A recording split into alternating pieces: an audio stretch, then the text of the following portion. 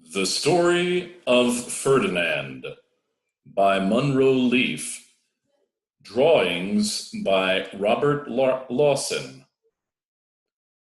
Once upon a time, in Spain, there was a little bull, and his name was Ferdinand.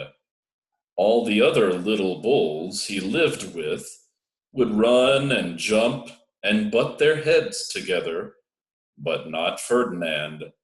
He liked to sit just quietly and smell the flowers. He had a favorite spot out in the pasture under a cork tree. It was his favorite tree, and he would sit in its shade all day long and smell the flowers. Sometimes his mother, who was a cow, would worry about him. She was afraid he would be lonesome all by himself. "Why don't you run and play with the other little bulls and skip and butt your head?" she would say. But Ferdinand would shake his head.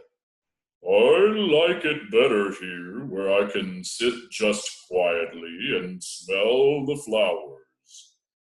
His mother saw that he was not lonesome, and because she was an understanding mother, even though she was a cow, she let him just sit there and be happy.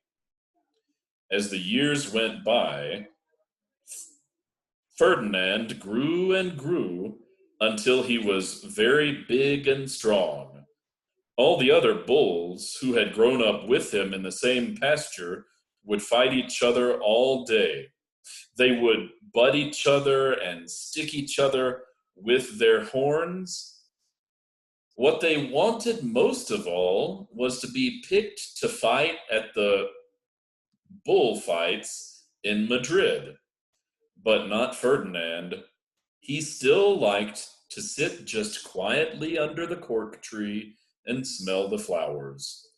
One day, 5 men came in very funny hats to pick the biggest, fastest, roughest bull to fight in the bullfights in Madrid. All the other bulls ran around snorting and butting, leaping and jumping, so the men would think that they were very, very strong and fierce and pick them. Ferdinand knew that they wouldn't pick him, and he didn't care. So he went out to his favorite cork tree to sit down. He didn't look where he was sitting, and instead of sitting on the nice cool grass in the shade, he sat on a bumblebee. Well, if you were a bumblebee and a bull sat on you, what would you do? You would sting him. And that is just what this bee did to Ferdinand. Wow, did it hurt!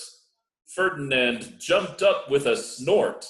He ran around puffing and snorting, butting and pawing the ground as if he were crazy. The 5 men saw him, and they all shouted with joy. Here was the largest and fiercest bull of all, just the one for the bullfights in Madrid. So they took him away for the bullfight day in a cart. What a day it was! Flags were flying, bands were playing, and all the lovely ladies had flowers in their hair. They had a parade into the bull ring.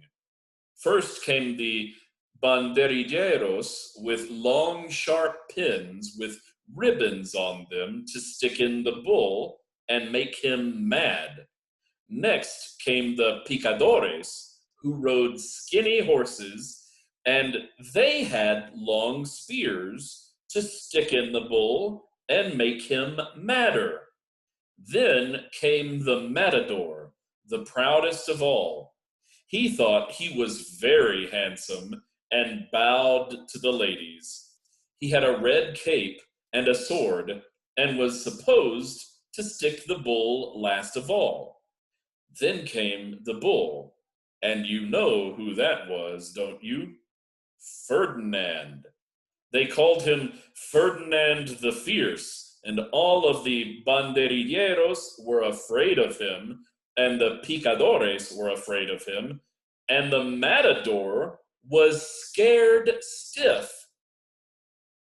Ferdinand ran to the middle of the ring, and everyone shouted and clapped because they thought he was going to fight fiercely and butt and snort and stick his horns around. But not Ferdinand. When he got to the middle of the ring, he saw the flowers in all the lovely lady's hair, and he just sat down quietly and smelled. He wouldn't fight and be fierce no matter what they did. He just sat and smelled.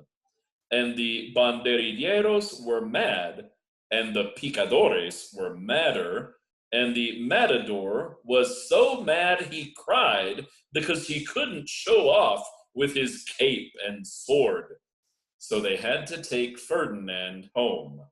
And for all I know, he is sitting there still under his favorite cork tree, smelling the flowers just quietly.